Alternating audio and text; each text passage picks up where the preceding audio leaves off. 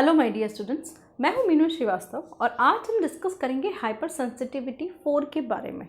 Hyper sensitivity 4 इसे हम T cell mediated hyper sensitivity या डिलेड टाइप हाइपर सेंसिटिविटी भी कहते हैं। ठीक है, यहाँ पर ये जो हाइपर सेंसिटिविटी है इसको होने में करीबन 24 से 48 घंटे का टाइम लगता है और इसमें जो सेल्स मेनली इन्वॉल्व होती हैं वो होती है टी लिम्फोसाइट। इसीलिए इस तरीके की जो हाइपर सेंसिटिविटी है इसे हम T cell mediated hyper sensitivity भी कहते हैं। ठीक है, तो चलिए फटाफट से हम स्टार्ट करते हैं हमारा जो है T cell mediated hyper sensitivity. यहाँ पर जो इस हाइपर सेंसिटिविटी के कुछ एग्जांपल्स हैं वो एग्जांपल हैं जैसे कॉन्टैक्ट डर्मेटाइटिस। इसके अलावा आपका ऑर्गन ट्रांसप्लांटेशन का जो रिजेक्शन है वो भी हाइपर सेंसिटिविटी का 4th टाइप का एग्जाम्पल है। कॉन्टैक्ट डर्मेटाइटिस जो है वो इस तरीके का एक जो है कॉन्टैक्ट डर्मेटाइटिस वर्ड जो बना है, डर्मिस मीन्स होता है हमारा स्किन और कॉन्टैक्ट मीन्स होता है जो है एक दूसरे से इंटरेक्ट होना। यानी कि कुछ प्लांट्स जैसे पार्थीनियम है, जैसे पॉइजन आइवी है, कुछ प्लांट से अगर जैसे जिनको एलर्जी है तो वो अगर कांटेक्ट में आती है हमारी स्किन, जिनको एलर्जी है जिनकी स्किन कांटेक्ट में आती है तो उनकी सरफेस पे जो इस तरीके के एलिमेंट्स होते हैं जिसे हम यूरोशायोल बोलते हैं, वो यूरोशायोल जो होते हैं वो उन सेंसिटिव पर्सन के स्किन में एज ए एलर्जन काम करते हैं। ठीक है, तो चलिए हम देखते हैं हमारा हाइपर सेंसिटिविटी 4। ठीक है, यहाँ पर जो टी सेल मीडिएटेड है वो उसके एग्जाम्पल है कॉन्टैक्ट डर्मेटाइटिस और ट्रांसप्लांट रिजेक्शन। ठीक है, कॉन्टैक्ट डर्मेटाइटिस जैसे पॉइजन आइवी है या पार्थीनियम, इसमें एक और प्लांट आना चाहिए दैट इज पार्थीनियम प्लांट। ठीक है, पार्थीनियम। ठीक है, इसके अलावा जो ट्रांसप्लांट का रिजेक्शन है वो भी इसी के अंदर का एक एग्जाम्पल बनता है। ठीक है, अब यहाँ पर जो इसके अंदर जो मैकेनिज्म है वो हम समझते हैं। ठीक है, basically T cell mediated hyper sensitivity है। T cell mediated hyper sensitivity जो है इसमें जो टी सेल, दो तरीके की टी सेल्स इन्वॉल्व होती हैं, एक CD4 टी सेल्स और एक CD8 टी सेल्स। ठीक है, यहाँ पर CD4 टी सेल्स को हम हेल्पर टी सेल भी बोलते हैं। ठीक है, क्या बोलते हैं? Helper T cell. और CD8 सेल को हम किलर सेल या साइटोटॉक्सिक सेल या TC सेल भी बोलते हैं। जो CD4 सेल्स अगर यानी टी सेल मीडिएटेड में अगर CD4 टी सेल्स इन्वॉल्व होती हैं तो वहाँ पर वो क्या करती हैं, वो खुद से damage, they do not themself damage the cell. मतलब कि जब वो एलर्जन से इंटरैक्ट होंगी तो वो CD4 सेल्स खुद डैमेज प्रोड्यूस ना करके कुछ स्पेसिफिक सेल्स को बुलाती हैं मोनोसाइट्स एंड मैक्रोफेजेस। उन मोनोफेजेस और मोनोसाइट्स और मैक्रोफेजेस को कॉल करके फिर वो कहीं ना कहीं कुछ स्पेसिफिक रैशेस, ईचिंग या जो है कह सकते हैं कि रेडनेस प्रोड्यूस करती हैं। ठीक है, तो यहाँ पर CD4 टी सेल्स जो होंगी इसमें जो है क्या होगा, इसका सबसे अच्छा एग्जाम्पल है कॉन्टैक्ट डर्मेटाइटिस।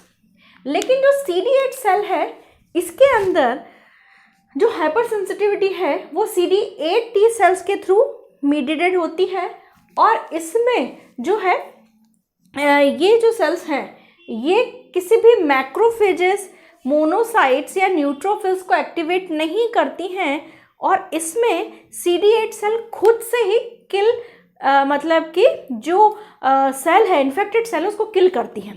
ठीक है, हो सकता है अभी आपको ये समझ में नहीं आया हो। अभी हम 1 बाय 1 पहले CD4 का समझेंगे फिर CD8 का समझेंगे। ठीक है, तो सबसे पहले हम CD4 टी सेल्स का किस तरीके से ये परफॉर्म होता है वो समझते हैं। CD4 टी सेल्स को हमने कहा है कि इसका सबसे अच्छा एग्जाम्पल है कॉन्टैक्ट डर्मेटाइटिस। एक और चीज़ कि हमने यहाँ पर इसे जो आपकी हाइपर सेंसिटिविटी 4 है, इसको आप डिलेड टाइप की हाइपर सेंसिटिविटी भी कहते हैं। डिलेड टाइप की हाइपर सेंसिटिविटी क्यों? डिलेड टाइप की हाइपर सेंसिटिविटी इसलिए बोलते हैं जिसमें जो स्पेसिफिक CD4 टी सेल्स होती हैं, जब वो एलर्जन के साथ जाती हैं तो टी सेल को एक्टिवेट होने में थोड़ा सा टाइम लगता है, ठीक है। तो उस टाइम ड्यूरेशन की वजह से हम इस तरीके की हाइपर सेंसिटिविटी को बोल देते हैं डिलेड टाइप, ठीक है। चलिए हम फटाफट से पहले समझते हैं कि होता क्या है। देखिए, सपोज दैट कि जब हमारी बॉडी के जो सेल्स हैं, जो पॉइजन आइवी जो प्लांट है उसके अंदर जो एलर्जेंस होते हैं उन्हें बोला जाता है यूरोशायोल, ठीक है। और यूरोशायोल जब हमारे स्किन के कांटेक्ट में आता है, ये जैसे ये हमारा डर्मिस वाला, ये हमारा एपिडर्मिस है और ये हमारा डर्मिस है ना। ये हमारा, इसको मैं थोड़ा सा बड़ा बनाती हूँ तो आपको अच्छे से समझ में आएगा। ये हमारा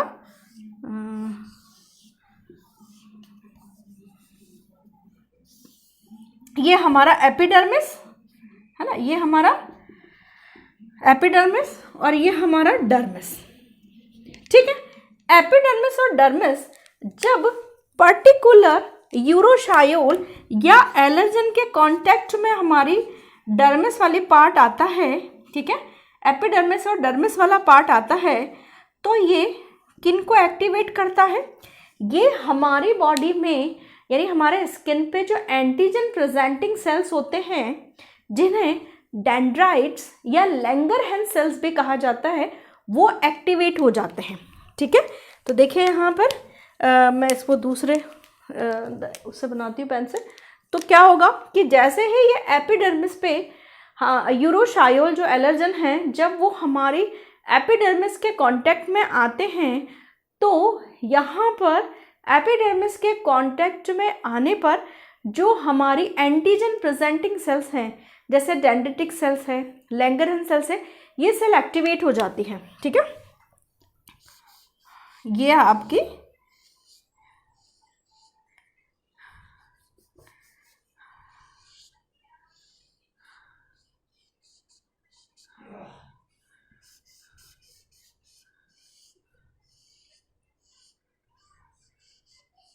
ठीक है, ये हमारी कौन सी सेल्स हैं? डेंड्रिटिक सेल्स हैं। इनको मैं नाम बता देती हूँ आपकी। ये मैं CD8 सेल का भी मिटा रही हूँ, है ना। फिर बाद में जब अपन इसको एक्सप्लेन करेंगे तब अपन इसको ऐड कर लेंगे, है ना। अभी अपन यहाँ पर अभी ज़रूरत नहीं है इसकी। ये डेंड्रिटिक सेल्स हो गई। और जो ये डेंड्रिटिक सेल्स हैं, ये क्या करती हैं? ये एलर्जन के कांटेक्ट में आती हैं, ठीक है। ये एलर्जन के कांटेक्ट में आ गई, ठीक है। ये एलर्जन के क्या है? कांटेक्ट में आती हैं। डेंड्रिटिक सेल्स जैसे ही कांटेक्ट में आती हैं, अब डेंड्रिटिक सेल्स एलर्जेंस को प्रेजेंट करती हैं, ठीक है। यानी कि ये जो डेंड्रिटिक सेल्स हैं, मैं इसको केवल यहाँ बनाती हूँ, है ना। ये जो डेंड्रिटिक सेल्स होती हैं, ये dendritic cells with the help of MSC2 complex, MSC2 class, MSC second major histocompatible class 2 complex के थ्रू वो एलर्जेंस को रिप्रेजेंट करती हैं, ठीक है। तो यहाँ पर जो डेंड्रिटिक सेल के ऊपर जो MSC क्लास 2 मॉलिक्यूल है, उसको मैं ब्लू पेन से बनाती हूँ, ठीक है। और उसके थ्रू वो एलर्जन को रिप्रेजेंट करता है। ये एलर्जेंस है और इन एलर्जेंस को ये रिप्रेजेंट करते हैं। जैसे ही इन एलर्जेंस को ये रिप्रेजेंट करते हैं, they will call the CD4 cells, ठीक है। They will call the CD4 cells, ठीक है। अब यहाँ पर CD4 सेल्स जो होंगी उनको बुलाया जाता है, ठीक है। ये CD4 सेल्स हैं,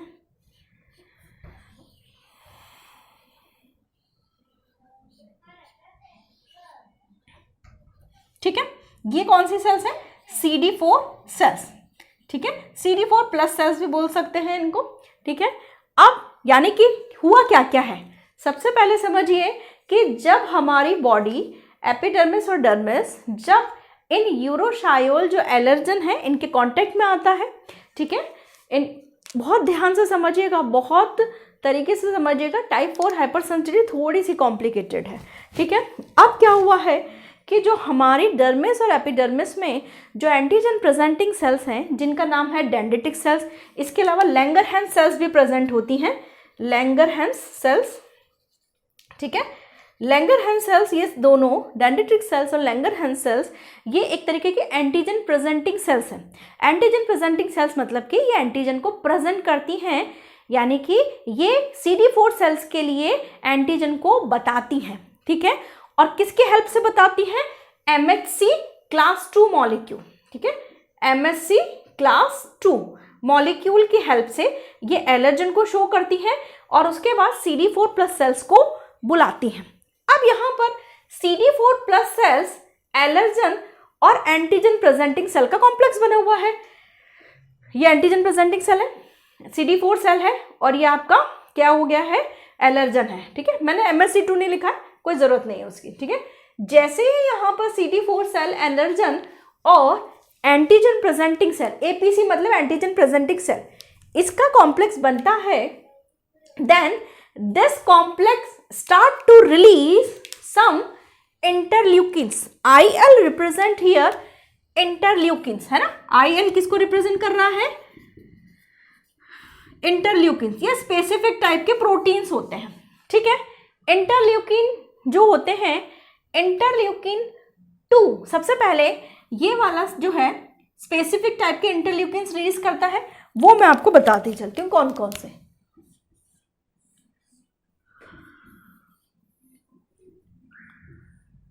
ये देखिए, इंटरल्यूकिन 2 जो रिलीज किया जाता है, इंटरल्यूकिन 2 ये क्या क्या रिलीज कर देगा? ये इंटरल्यूकिन 2 रिलीज करेगा। इंटरल्यूकिन 2 क्या करता है, ठीक है, ये कॉम्प्लेक्स पहले इंटरल्यूकिन 2 रिलीज कर रहा है ना। इसको मैं रेड पेन से बनाती हूँ। इंटरल्यूकिन 2 क्या करता है?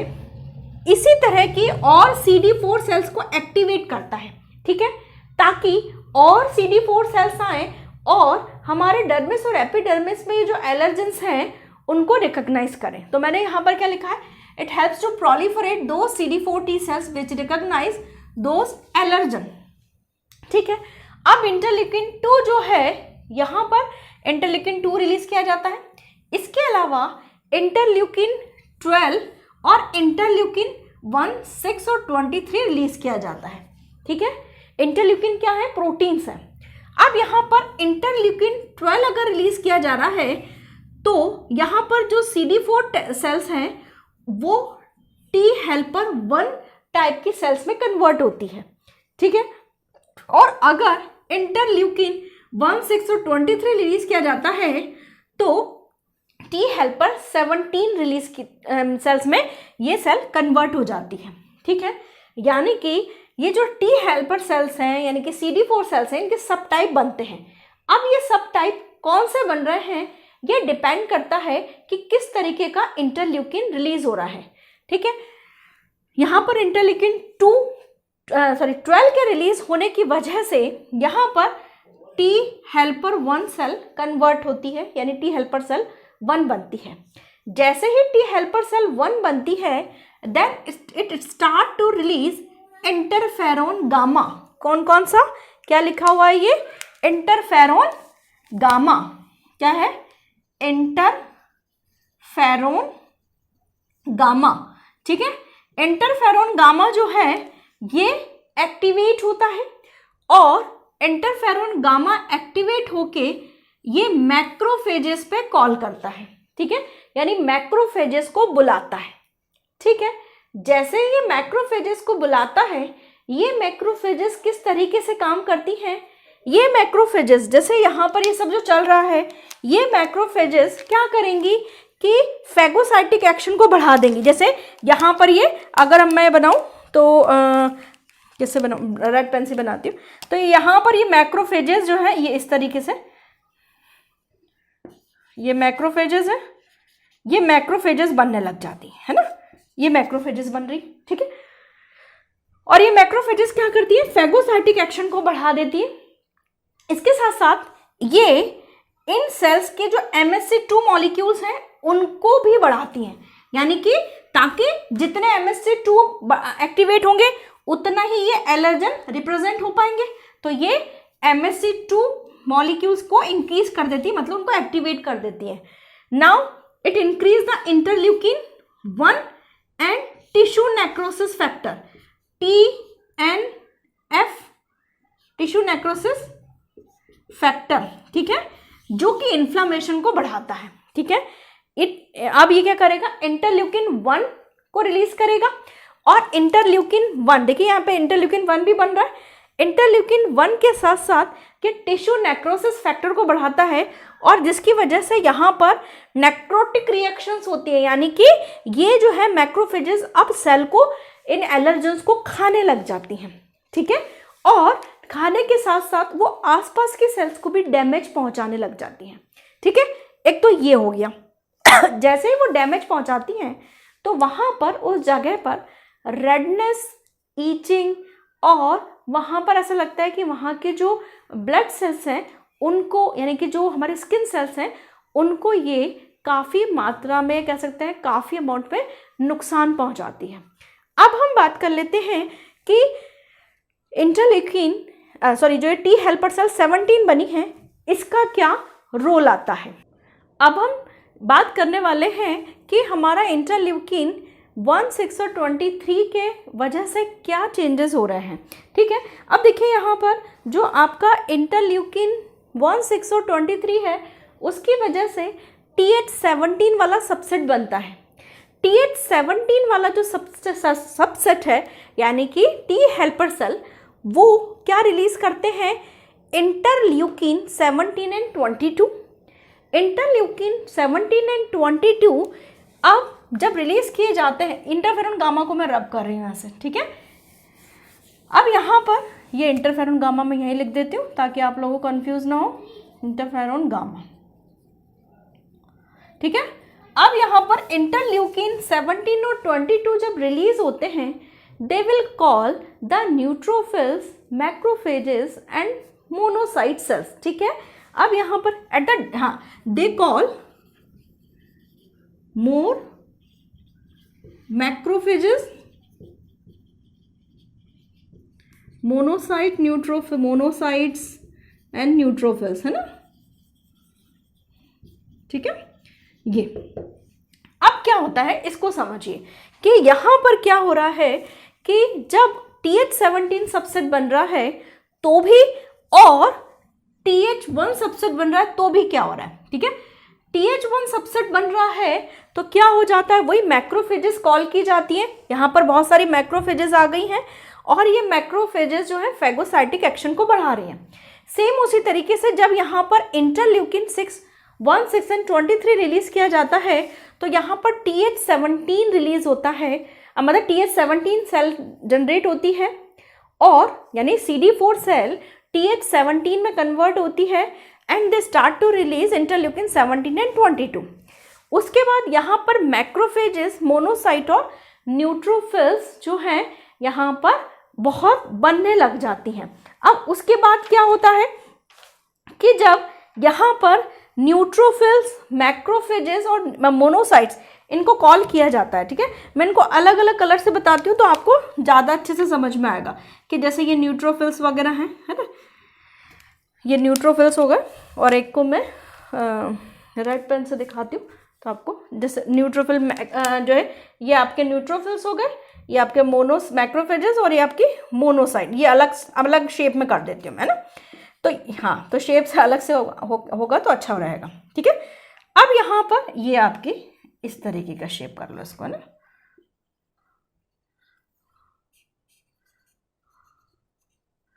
ठीक है। अब यहाँ पर क्या हुआ है कि जैसे ही मैक्रोफेजेस, मोनोसाइट और न्यूट्रोफिल्स बुलाए जाते हैं तो क्या हो जाता है, they causes the excessive phagocytic reaction, ठीक है। बहुत ज्यादा फैगोसाइटिक रिएक्शन प्रोसीड करता है। अब फैगोसाइटिक रिएक्शन की वजह से क्या हो जाता है कि ये कंटिन्यू जो है, ये जो है इतना ज़्यादा फैगोसाइटिक, यानी कि ये सेल्स हमारे डर्मिस एपिडर्मिस वाले रीजन में इतनी एक्यूमुलेट हो जाती हैं then they cause local damage,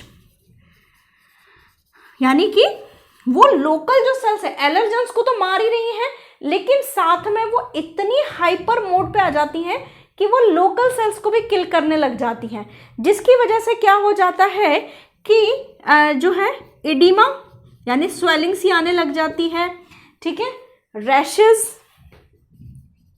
rashes होने लग जाते हैं, ठीक है, ऐसा लगता है कि टेम्परेचर बढ़ गया, रेज द टेम्परेचर, है ना, ईचिंग होने लग जाती है, उसके बाद टेम्परेचर बढ़ने लग जाता है, टेम्परेचर इंक्रीज, ठीक है, और एक वेसिकल रप्चरिंग, वेसिकल इरप्शन मतलब कि पस्ट्यूल्स बन जाते हैं, ऐसे छोटी छोटी फुंसिया टाइप से बन जाती हैं, तो वेसिकल्स इरप्शन होने लग जाता है, ठीक है, ठीक है। तो यहां पर एक बार और हम इस चीज को समझ लेते हैं, हुआ क्या है बेसिकली।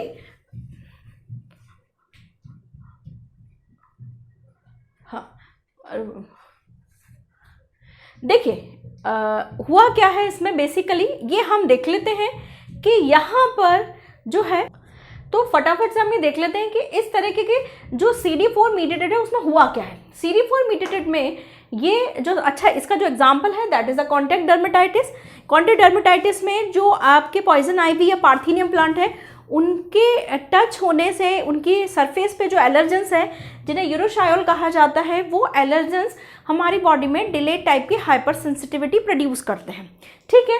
अब यहाँ पर हुआ क्या है कि जब CD4 एलर्जन और एंटीजन प्रेजेंटिंग सेल्स का जब कॉम्प्लेक्स बनेगा तो दो सबसेट्स यानी कि आपके टी हेल्पर सेल के दो सबसेट जनरेट होते हैं, और ये दोनों ही सबसेट सेल या तो मोनोसाइट न्यूट्रोफिल या मैक्रोफेजेस की हेल्प से या सिंपल मैक्रोफेजेस की हेल्प से फैगोसाइटिक रिएक्शन प्रोड्यूस करती हैं, यानी कि जो है local damage, oedema, rashes, itching या वेसिकल इरेप्शंस के थ्रू।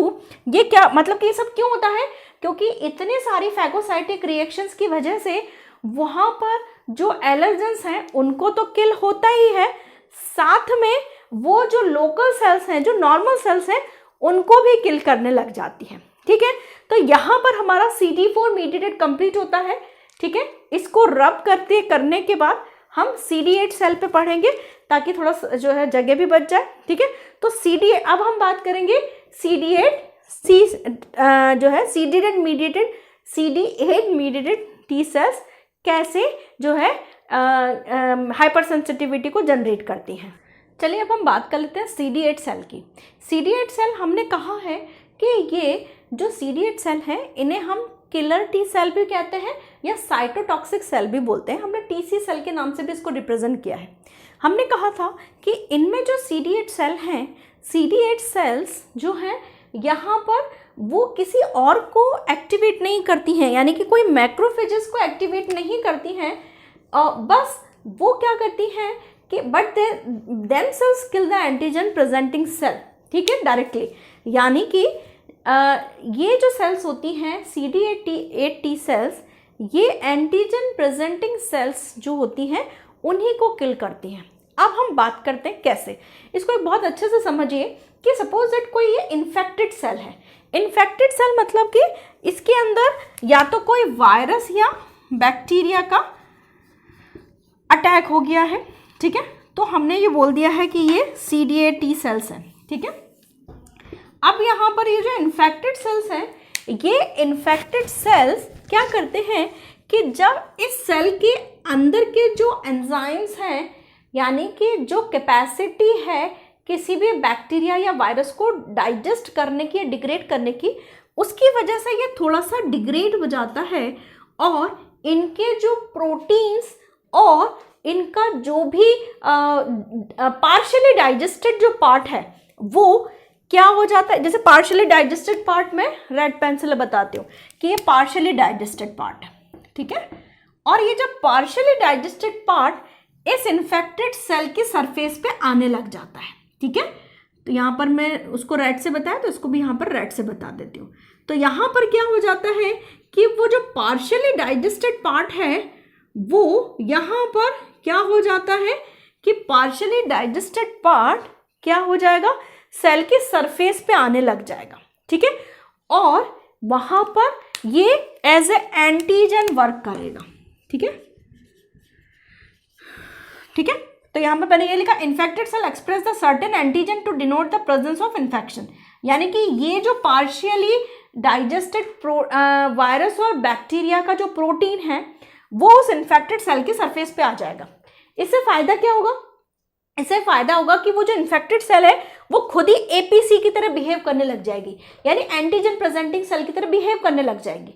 अब उससे क्या होगा कि यहाँ पर ये आसपास के सेल्स को ये मैसेज दे सकेगी कि आई एम इन्फेक्टेड, यानी कि मैं इन्फेक्टेड हो चुकी हूँ वायरस और बैक्टीरिया से, सो अब संभल के रहना है, ठीक है।